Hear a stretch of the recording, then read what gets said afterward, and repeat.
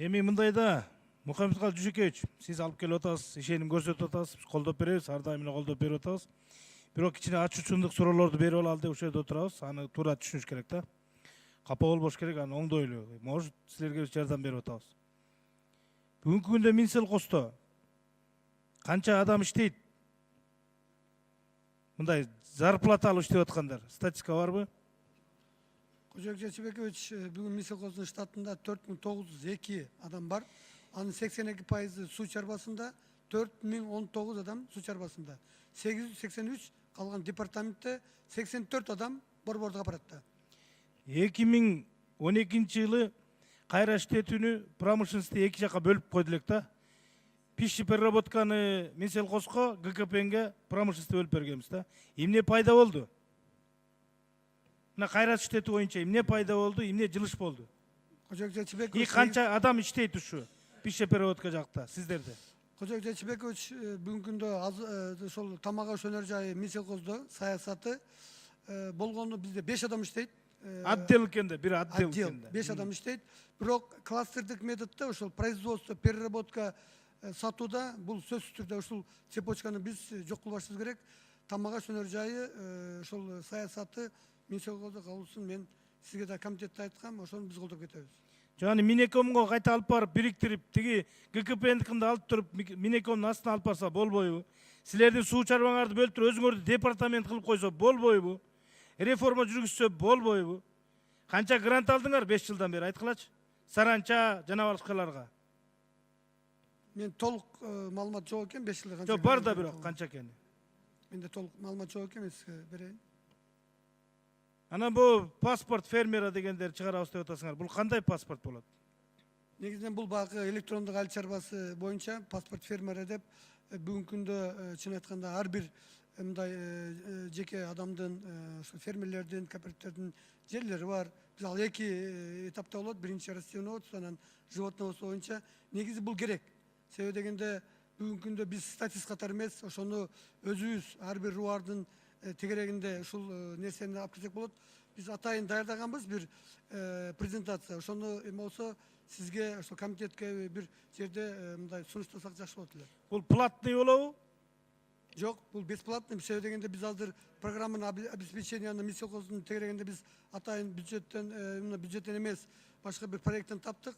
Калган жумуштардын бардыгын биз бесплатно жүргүзгөнгө аракет кылабыз. Мухаммедкалый Жүжекевич, ушул Минселкосту реформалоо жөнүндө бир ой барбы сизде? Биз баягы сиз шайланып атканда да айтканбыз да, ошон үчүн кайталап айтып атам. Ал чарбасы боюнча деп атасызбы? Ушуну департамент кылып коюу боюнча, азайтуу боюнча негизичи. Эми азыр Оюңуз кандай дейин да? азайт көбөйткөндөн мен азыр ушундай жыйынтыкка келдим. Ал кеп анда эмес да. Булардын өзүнүн функциясын кайсыга жооп берет, кайсыга жооп бербейт тактап, анан иштешибиз керек да. Ал жанагы суу чарбасын өзүнчө бөлүп, анан муну коюп койгондо эле 80, анан бер жакта 800, ошондо 880 киши бар экен. Булардын баарында карашыбыз керек азыр. Ошону караганга министрликтерде эрк жеткен жок. Мурунку эле жол менен келатат. Азыр эми мен ойлойм. Чодуев мырза экөөбүз өзгөртөбүз муну баарын. Бул черешнялар боюнча, өрүктөр боюнча мына бизден коңшулаш тажиктер алып алып биздикин за границага сатып атат. Эмне үчүн биз ушундай иш-чараларды кыла албайбыз? Эмне үчүн мен баягыда эле айткам, Кытайдын лабораториясын алып келип өздөрү менен өздөрүн курдуруп, өздөрүнө сатса болот экен да. Менеджерлер, балдар болуш керек экен иштей турган. Биздики эми азыраак иштеп көбүрөөк сүйлөп атабыз да, ошол эле бир причинасы. Анан кадрдар даярдашыбыз керек. Эми ушу тарап Жерлерде кадрларды даярдашыбыз керек. Мисалы үчүн эми өзүбүздөн тажик эли менен кыргыз эли, кыргызстандыктар мында түштүк жакта жакшы, мөмө жемишке жакшы. Тажиктерде болуп баягы тарыхта келаткандай болуп, технологиянын баарын билген азыраак болуп атат да, муну ачык айтышыбыз керек. Ошон үчүн жаңыларын үйрөнүш керек. Мисалы үчүн Казакстанда миллиондогон долларларды жанагы күнөс каналарга салуу боюнча, жаңы тиги асыл тукум малды алуу боюнча, жаңы сортторду чыгаруу боюнча аябай көп акча эме болгон да, сарпталган. Азыр мына Казакстанда жемишин берип келатат ошол. Бизде да ошол тарапка эметишибиз керек, элди даярдашыбыз керек, эл баягы карапайым эл өзүнүн түшүнүгү менен эле болуп атат. Биз жеткире албай атабыз жаңы технологияны кантип иштеш керек, кандай технологияны колдош керек, кандай жер семирткич болуш керек, кандай сорт болуш керек, кандай асыл тукум мал болуш керек. Мен бир эле мисал айтып кетейин. Нарында азыр 150 тонналык сүт заводу курулуп атат. Мына жакында бүтөт. Ошого алып келе турган сүттүн көлөмү барбы, жокпу десем, ошол проблема башталып атат. Сүттүн көлөмү чыгабы, чыкпайбы, ошол проблема болот. Мына жакында эле экинчи окуун режимин алып кеттик. Канаттууларга корумду эндеси жок киргизүү боюнча. Муну өкмөт колдоп аттыңар эле. Буга кандай дейт? Не бизде корумдар жокпу өзүбүздө? Муну эми бул жерде Динара Шертаевна жакшы билет.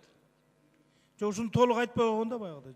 Шертаевна Динара жакшы Шертаевна билет. бир чөм түшөт Динара Мен Шертаевна. ойлойм, биз эгерде канаттуулар боюнча тоок фермаларды, фабрикаларды колдойбуз десек, экономикалык жактан кандай? Тамак ашты ошолорго жанагы азык заттап келген зыяны көбүрөкпү же азыракпы? Эгер азыраак болсо анда бияктан чыгарган продукциядан көбүрөөк ала Жок, турган химикаты менен кирет да ягы. ГМО деген балекет бар да, билесиз. 10 секунд. Муну эмнеге айтып атам? Жалпысынан жакшы деп бериңиздер. Анан мындай замечанияларды туура кабыл алып, анан ойлонуш керек, андан бир эчтеке жок.